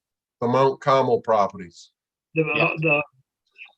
Okay, that's, Because as of 12/31, they were a church, and so all the values are based on church use. And I don't know because I don't speak that outside of the program, but I assume that as of 12/31, it was assessed. I would think it would have been tax exempt for the whole year. Correct. So. But you have a tax bill. Where we are on 19. Well, if Mr. DeStefano received the tax bill, presumably the sale must have occurred. Right. And it wasn't. January 1st, the sale occurred. So you got a bill for all of this at that time, or it was tax exempt for 19? No, it was taxed. We closed January 11th on the property. So these values, so it was tax exempt at that time. So it was tax exempt for the whole year. Correct. So that doesn't matter. Correct. You haven't paid any taxes on this property for that year. Correct. That's what I would think. That's what I would think too. Yeah, we didn't pay taxes on this for 2019. Okay, that's the year we're dealing with, Bill. Okay. So just to be clear, you can in fact, even though Mr. DeStefano didn't pay any taxes, you can still address the value. It may have, for whatever reason, it may have ramifications for Mr. DeStefano in the future or for other reasons, but just because it was tax exempt and this will have no financial impact on the city, is my understanding. It doesn't mean that we can't now try to get the valuation right. Well, and that's what I'm trying to do because it will affect me negatively, which it already did in 20. And as we're developing the property, it's going to negatively affect us with that assessed value. Those are all fair points, but I'm inclined not to address this because the status of the property on 12/31/18 may be entirely different from the status on December 31, 2019. So I'm just saying, appeal it next year or this year. That's what I would recommend. And also, Mr. Chairman, I would suggest, Mr. DeStefano, reach out to the assessor's office so you can maybe avoid an appeal. Not that you shouldn't take an appeal, but I would agree with you, Mr. Chairman, that at this point in time, any determination what the value is would be premature. And I would, on these parcels, make a motion to deny. Yes. Unless Mr. DeStefano wants to withdraw them. Well, what property are you talking about, Stephen? The church property we're discussing. Yeah, but there's other. In its entirety. Yeah. So, Bill. I can itemize them for you, and so that. Bill, which ones are the Mount Carmel properties we're discussing? Well, I'll have to go. 18 Spruce Street. The Spruce Street ones are the ones, I think that, so that we're clear, so that Nick can correct us if we're wrong.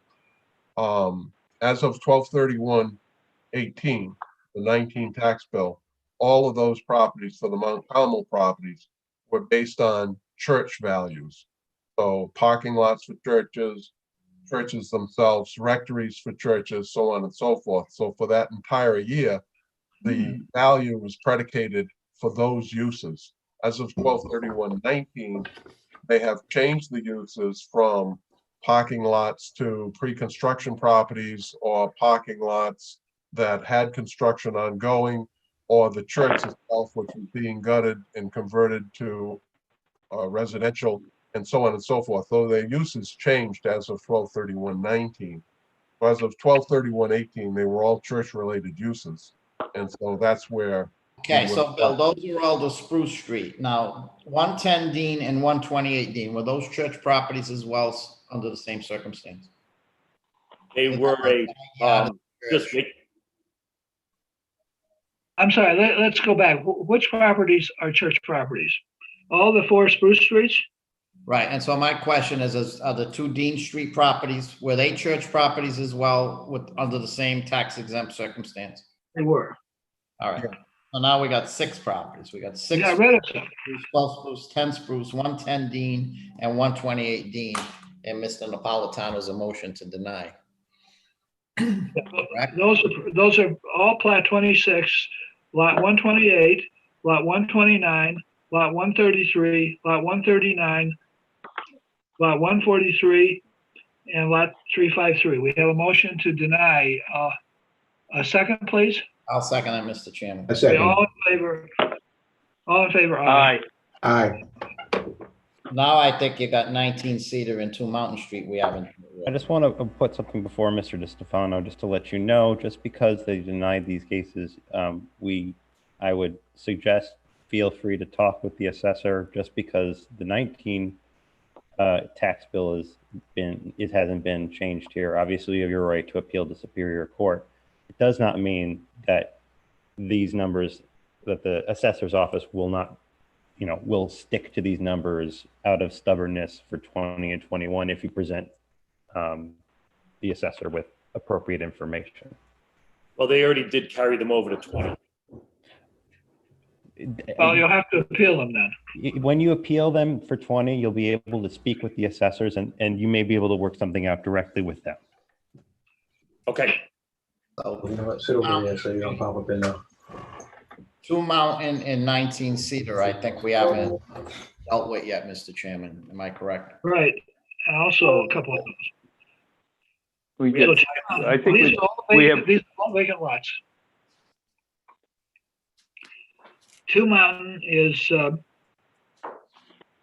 again, is this used for parking again, Bill? Yes. And it's 3,372 square feet. It's zoned R4. Okay. I'm gonna tell you the truth. I know you gave us some comps, but I hate dealing with land values also. But this is right in line with the land values I see for this kind of lot. Other members of the board, what do you feel? I agree, Mr. Chairman. I agree. Yeah, I'll make a motion to deny lot 26, excuse me, Plat 26, lot 299, known as 2 Mountain Street, tax year 2019. A second. Second motion. All in favor, aye. Aye. Aye. And then we have 19 Cedar Street. Same situation. This is a little bigger parcel, 20.22 acres.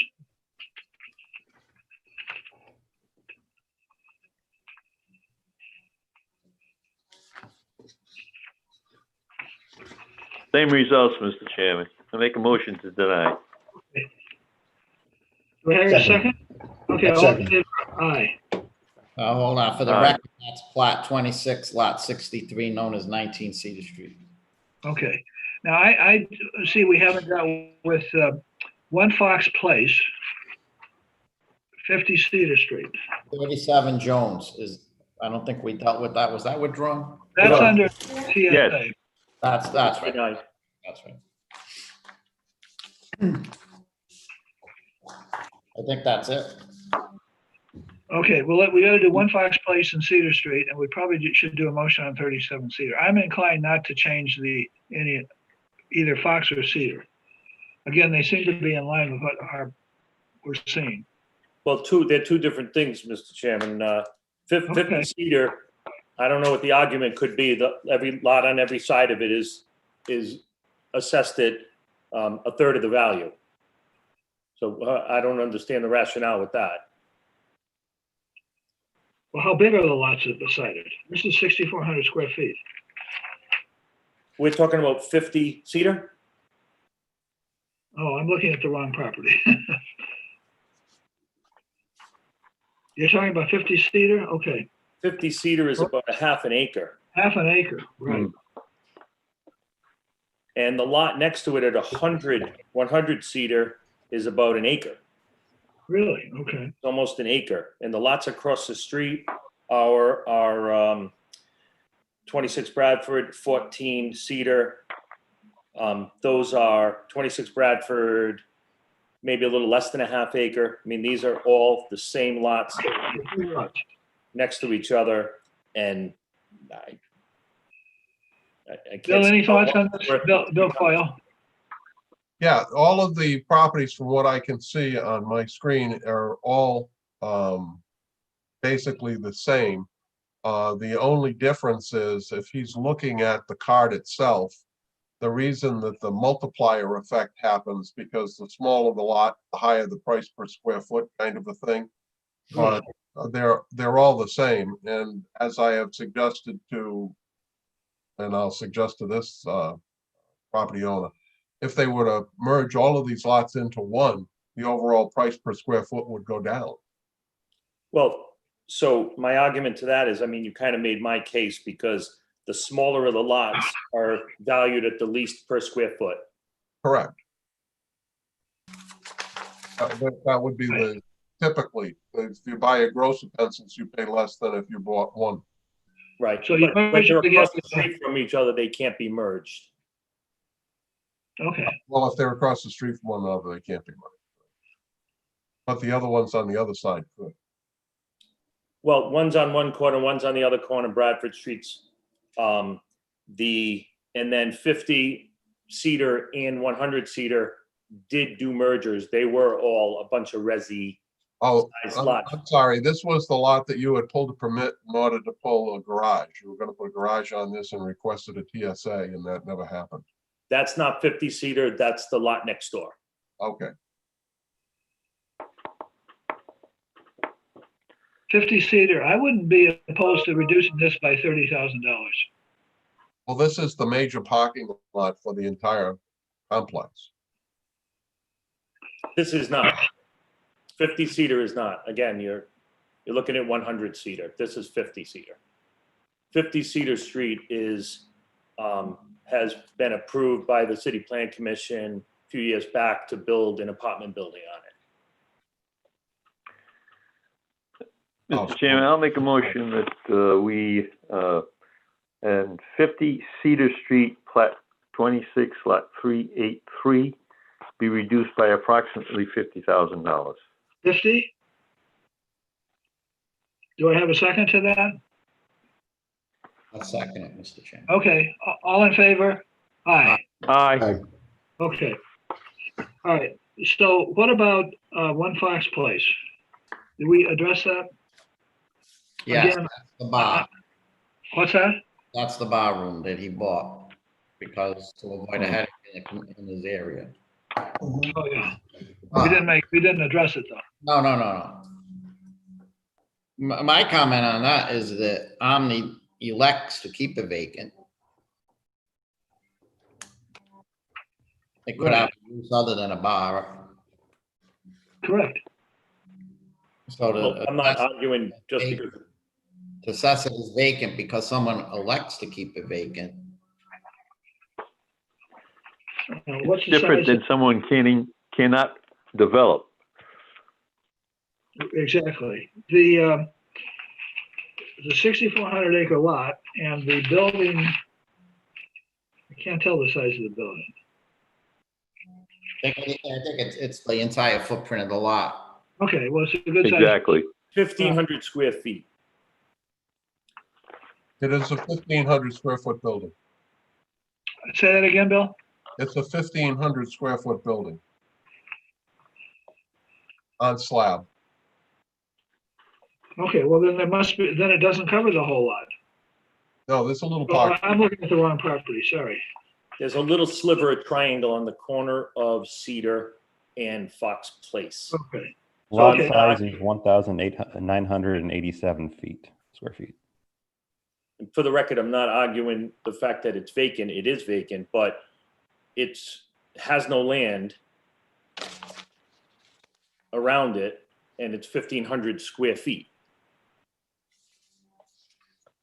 And I paid $145,000 for it. Have you tried to do anything with it other than fix it up a bit? No, we're not. Market. We're not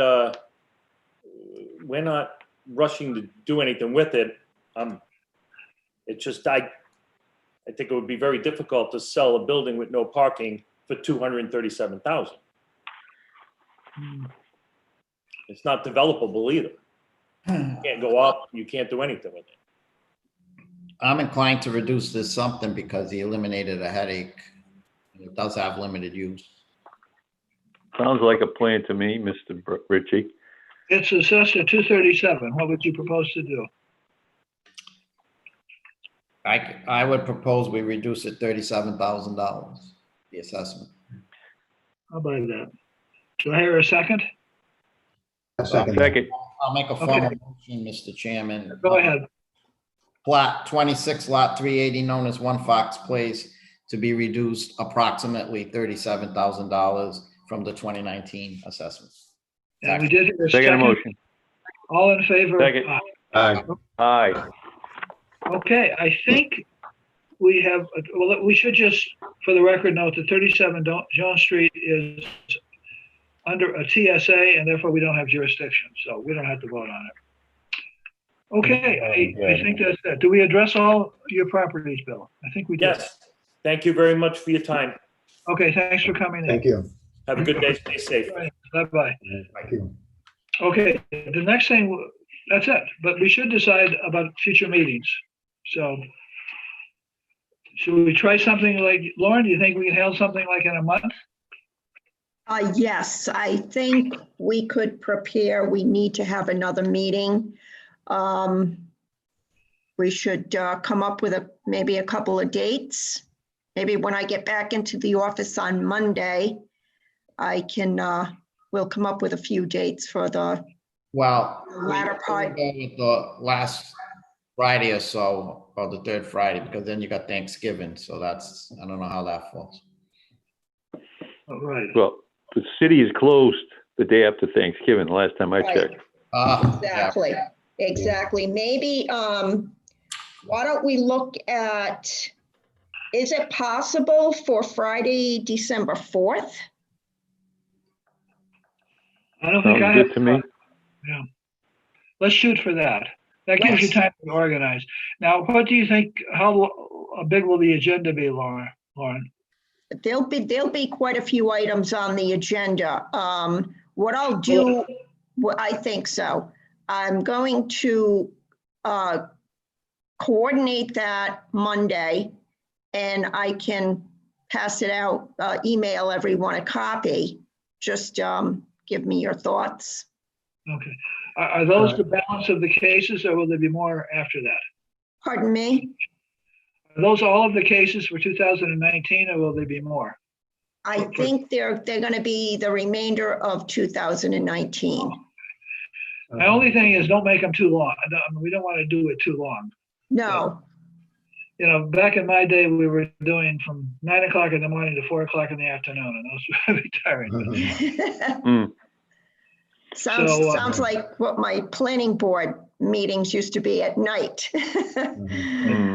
That's why we're doing it during the day. We couldn't do it until 4 o'clock in the morning. Okay, anyone else have anything they want to raise? Well, Mr. Chairman, if it would be possible, I just fully understand this, but I don't have any problem with an in-person meeting, but if we have to do this, that's not a problem either. But I'd just like to have that considered going on the 4th. I'll tell you the truth. I might have a virus. My wife and I each had a 2-day virus. She had one a couple of days ago, and then I just got it. So I may have had it. Yeah, I'm fine now, but it may have been it. It's not like a typical cold, which lasts. So I may have had it. Okay. And now I'm immune, like our president. I'm immune. I took the words right out of my mouth, Mr. Chairman. I think we should, and I think we should look at what the governor has to propose at that point in time. Sure, okay, that's fine. I think Not this etched was, in stone, it's, And I'll be able to assist on any whatever sure. happens with that. So yeah, Sean, we want to really tell you how much we appreciate the fine work you did on this. So, Absolutely. Thank you, Sean. Great job. okay, You're can I have a welcome. motion to adjourn? Make that motion. So move. All right, all in favor, aye.